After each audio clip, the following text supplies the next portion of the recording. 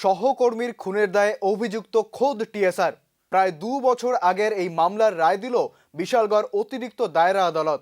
অভিযুক্ত টিএসআর জওয়ানের যাবজ্জীবন সশ্রম কারাদণ্ড ঘোষণা করেন অ্যাডিশনাল সেশন জজ দেবাশিস কর। 2021 সালের 4 ডিসেম্বর কোনাবন জিসিএস পয়েন্টে এক টিএসআর জওয়ানের গুলিতে খুন হন 2 টিএসআর। অভিযুক্ত সুকান্ত দাসের সঙ্গে বচসা হয় ওই 2 টিএসআর কর্মী মার্কা সিং জামাতিয়া ও কিরণ কুমার জামাতিয়া। ছুটি সংক্রান্ত বিষয়ে জওয়ান সুকান্ত দাসের সঙ্গে বচসা হয় তাদের। সুকান্ত দাস নিজের সার্ভিস রাইফেল দিয়ে গুলি করেন তাদের। এরপরে নিজেই গিয়ে মধুপুর থানায় আত্মসমর্পণ করেন। বিষয়ে অবগত আছেন যে গত 4/12/2021 ইংরেজি কুনাবন জিসিএস পয়েন্টে একটি ফায়ারিং ইনসিডেন্ট সংঘটিত হয়। উক্ত মামলায় অভিযুক্ত আসামি কনস্টেবল টিএসআর জওয়ান সুকান্ত দাস তার সার্ভিস রাইফেল থেকে কুনাবন জিসিএস পয়েন্টের অফিসার হাবিলদার নায়ক সুবেদার মার্কা সিং জমাতিয়া, আরেকজন নায়ব সুবেদার কিরণ কুমার জমাতিয়া দুজনকে গুলি করে হত্যা করে।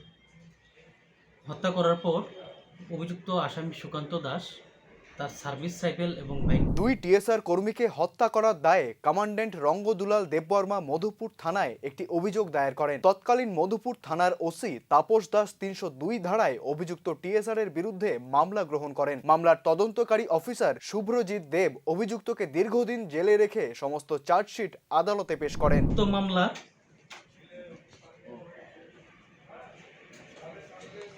Commandant TSR battalion 50 TSR commandant Rangdulal Debbarma Madhupur থানায় একটি লিখিত অভিযোগ দায়ের করেন উক্ত টিএসআর আসামির বিরুদ্ধে। তারপর মধুপুর থানার তদন্ত প্রক্রিয়া শুরু হয়। তৎকালীন মধুপুর থানার ওসি তাপস দাস মধুপুর থানায় টিএসআর জওয়ানের বিরুদ্ধে ভারতীয় দণ্ডবিধি 302 ধারায় একটি মামলা নথিভুক্ত করেন এবং তদন্ত প্রক্রিয়া শুরু হয়। তদন্ত প্রক্রিয়া শেষে উক্ত মামলার তদন্তকারী অফিসার আয়ু শুভজিৎ দেব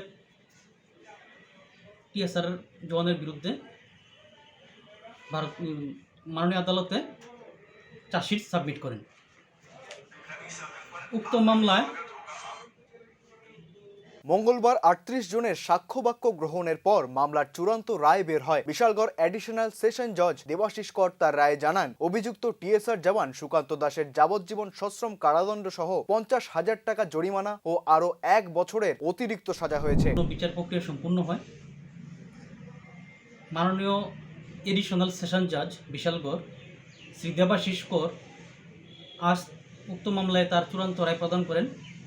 চূড়ান্ত রায় প্রদানকালে টোটাল 38 জনের সাক্ষ্যবাক্য গ্রহণ করেন এবং আজ অভিযুক্ত টিএসআর জওয়ানকে ভারতীয় দণ্ডবিধির 302 ধারায় যাবজ্জীবন সশ্রম কারাদণ্ডের নির্দেশ দেন, সঙ্গে 50,000 টাকা জরিমানার নির্দেশ দেন।